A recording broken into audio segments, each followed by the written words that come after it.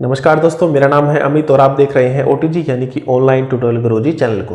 दोस्तों, इस वीडियो में मैंने आपको बताया कि कैनरा बैंक में अगर आपका भी कॉर्पोरेट अकाउंट है और उस अकाउंट में आप इंटरनेट बैंकिंग शुरू करवाना चाहते हैं यानी कि एक्टिवेट करवाना चाहते हैं तो वो आप कैसे करवा सकते हैं। देखिए, उसके लिए आपको इंटरनेट बैंकिंग एक्टिवेशन का एक फॉर्म भर के बैंक में जमा करवाना पड़ेगा। तो चलिए देखते हैं कि उस फॉर्म को आपने कैसे फिलअप करना है, क्या क्या डिटेल आपने फिल करनी है ताकि आपके कॉर्पोरेट अकाउंट में इंटरनेट बैंकिंग बैंक की तरफ से एक्टिवेट कर दी जाए। दोस्तों, वीडियो को शुरू करें उससे पहले आपसे एक छोटी सी रिक्वेस्ट है कि प्लीज अभी के अभी इस वीडियो को लाइक और इस चैनल को सब्सक्राइब कर दीजिए, क्योंकि आप वीडियो तो देखते हैं लेकिन चैनल को सब्सक्राइब नहीं करते और जब तक आप चैनल को सब्सक्राइब ही नहीं करेंगे तो आपको पता ही नहीं चलेगा कि मेरे चैनल पर कब नई वीडियो आई है। तो मेरी आपसे रिक्वेस्ट है कि प्लीज एक बार अभी के अभी इस चैनल को सब्सक्राइब कर दीजिए। तो चलिए चलते हैं वीडियो की ओर।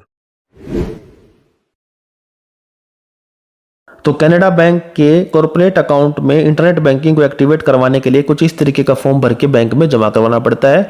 अब इस फॉर्म को आप चाहें तो डायरेक्ट बैंक ब्रांच से भी ले सकते हैं या फिर इसे ऑनलाइन डाउनलोड करके इसका प्रिंट आउट भी निकाल सकते हैं।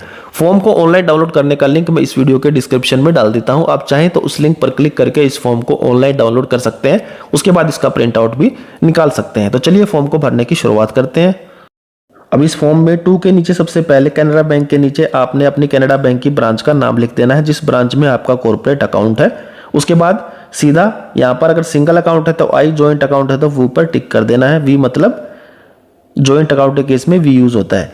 उसके बाद नेम ऑफ द कंपनी या फर्म, जिस फर्म के नाम से ये अकाउंट आपने खुलवाया हुआ उस कंपनी या फर्म का नेम कैपिटल ब्लॉक लेटर्स में कुछ इस तरीके से आपने मेंशन कर देना है। उसके बाद उस फर्म या कंपनी का कंप्लीट एड्रेस आपने यहाँ पर मेंशन कर देना है। कोशिश कीजिएगा जो एड्रेस आपने ऑलरेडी अपने अकाउंट में दे रखा है, रजिस्टर्ड है, वही एड्रेस आप यहाँ पर लिखें। इस तरीके से कंप्लीट एड्रेस आपने लिख देना है। उसके साथ ही अपने एरिया का पिन कोड भी आपको लिखना पड़ेगा। उसके साथ ही अपनी कंपनी या फिर फर्म की ईमेल आईडी भी आपने यहाँ पर कुछ इस तरीके से मेंशन कर देनी है। मेंशन करने के बाद फिर आपने लिखनी है अपने अकाउंट की कस्टमर आईडी। नीचे यहाँ पर स्पेस दिया हुआ है, एक से ज़्यादा है तो आप अलग अलग कस्टमर आईडी भी लिख सकते हैं एक से ज़्यादा अकाउंट के केस में। तो कस्टमर आईडी आपको अपनी बैंक पासबुक के फ्रंट पेज पर मिल जाएगी इस तरीके से।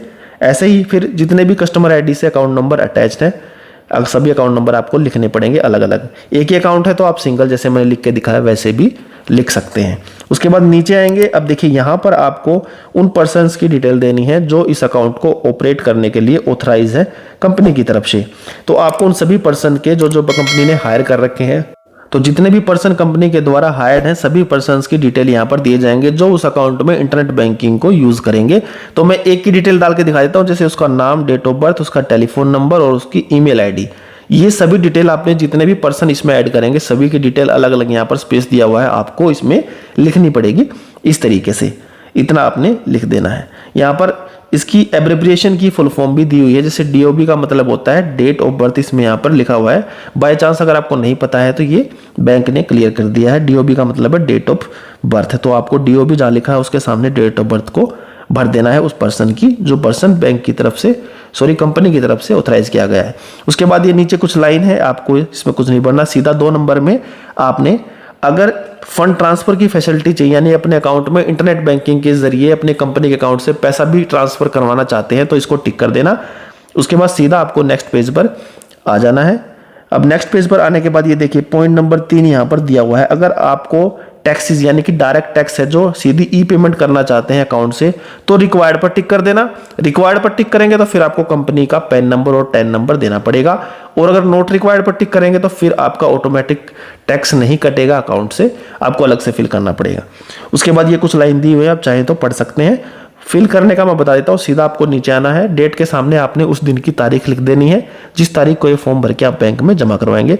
उसके बाद यहाँ पर सिग्नेचर होंगे ऑथराइज पर्सनल के यानी कंपनी के बिहाफ पे। अकाउंट में जिन पर्सन के साइन होते हैं अगर वो सिंगल है तो एक के, और एक से ज्यादा पर्सन है तो सभी के अलग अलग साइन यहाँ पर करवाने पड़ेंगे। अब ये जगह ऑफिस यूज के लिए, इसे खाली छोड़ देना है। बस आपको इस अकाउंट में इतना ही फिल करना है जितना मैंने आपको बताया है। इस अकाउंट के साथ अगर बैंक आपसे कोई और भी डॉक्यूमेंट मांगता है इस फॉर्म के साथ तो वो डॉक्यूमेंट भी आपको इस फॉर्म के साथ लगा के बैंक में जमा करवा देना। जमा करवाते ही आपके अकाउंट में इंटरनेट बैंकिंग शुरू कर दी जाएगी। तो दोस्तों, कैसी लगी आपको वीडियो? आई होप कि ये वीडियो आपको अच्छी लगी होगी। अगर वीडियो अच्छी लगी है तो इस वीडियो को अभी कभी लाइक कर दीजिए, और कैनरा बैंक के ऊपर और भी इंफॉर्मेटिव और यूजफुल वीडियोस देखने के लिए यहां पर क्लिक करके आप देख सकते हैं। दोस्तों इस वीडियो से संबंधित अगर आपके मन में कोई सवाल है तो मुझे नीचे कमेंट करके जरूर पूछिए, मैं जल्द से जल्द आपके सवाल का जवाब दूंगा। तो चलिए दोस्तों, आज की वीडियो में बस इतना ही। जल्द हाजिर हुआ नई वीडियो के साथ, तब तक के लिए गुड बाय।